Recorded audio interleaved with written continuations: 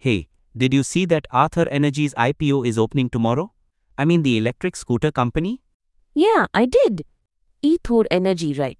Well, I saw they raised a bunch of money from anchor investors before the IPO even started.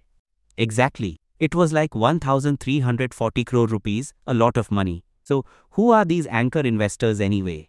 Well, these are big institutional investors who get shares allocated to them before the IPO opens to the public. It's kinda like a vote of confidence, you know? Big names like SBI, Aditya Birla Sun Life Insurance, and even the Abu Dhabi Investment Authority participated. Wow, some pretty big hitters in there. So, they're basically saying they believe in Arthur's potential. What's the price band for the IPO? The price band is set between 304 and 321 rupees per share, which is what regular investors like us will be looking at. And you know, it's interesting that SBI Mutual Fund was the largest investor in the anchor round. Yeah, I saw that SBI put in around 310 crore rupees. They really seem to be bullish on Arthur. So, is this a big deal for the electric two-wheeler market in India? Definitely. Arthur is set to become only the second pure-play electric two-wheeler company to list on the Indian stock exchanges, following Ola Electric.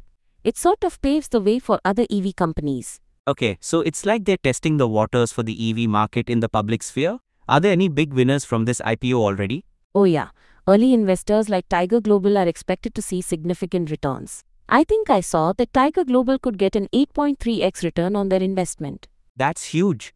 What about their employees? I always wonder about that. The article one read said that the IPO is set to unlock wealth worth 530 crore rupees for over 1,300 employees who are covered under Arthur's employee stock option plan. That's amazing. Okay, so big investors are happy, employees are happy, but what about the company itself? Did they change anything about the IPO recently? Actually, yes.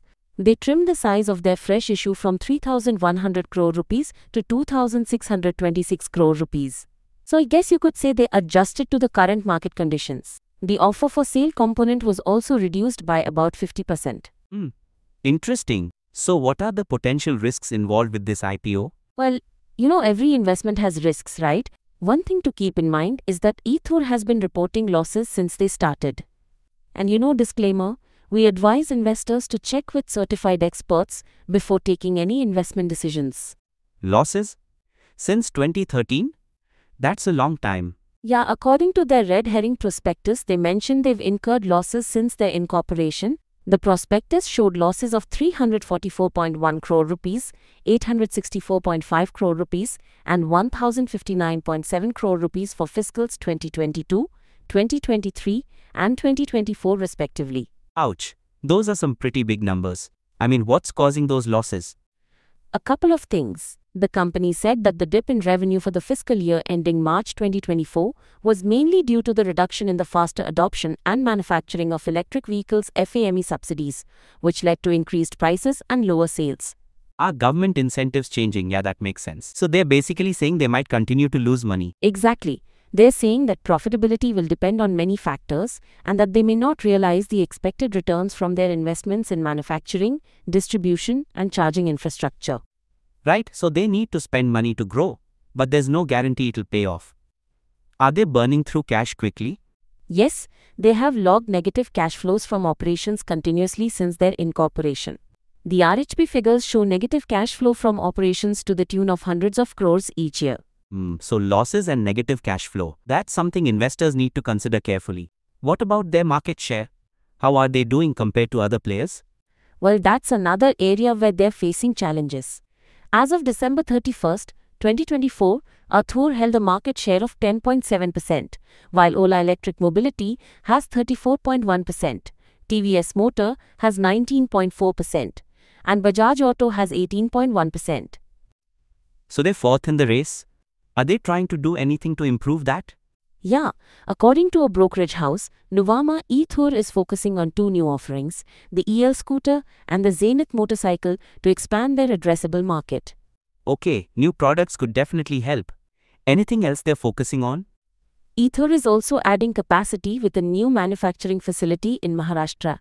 The first phase will add 5 lakh units a year by March 2027, and at full potential, the plant will produce 10 lakh units. That's a pretty significant expansion.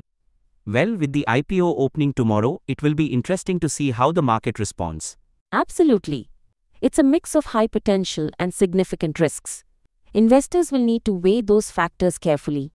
I guess so. Hey, before we wrap up, I wanted to mention that if you're enjoying this podcast and finding it informative, please remember to like, share, and subscribe to our YouTube channel. Great point. We really appreciate the support. Now, let's get back to the discussion. So, Ethur mentions that a large portion of their sales comes from southern India, right? Yeah, I think I read that 61% of their sales are concentrated in the south. Is that a problem? Well, it indicates a geographic concentration risk, but they are actively looking to expand to other parts of the country. If they can diversify their sales across India, it could reduce that risk. Makes sense. So, what's the overall outlook for Athur Energy given all these factors? I think the future really depends on their ability to manage their cash flow, increase their market share, and successfully expand their manufacturing and distribution network. The EV market has huge potential, but it's also highly competitive.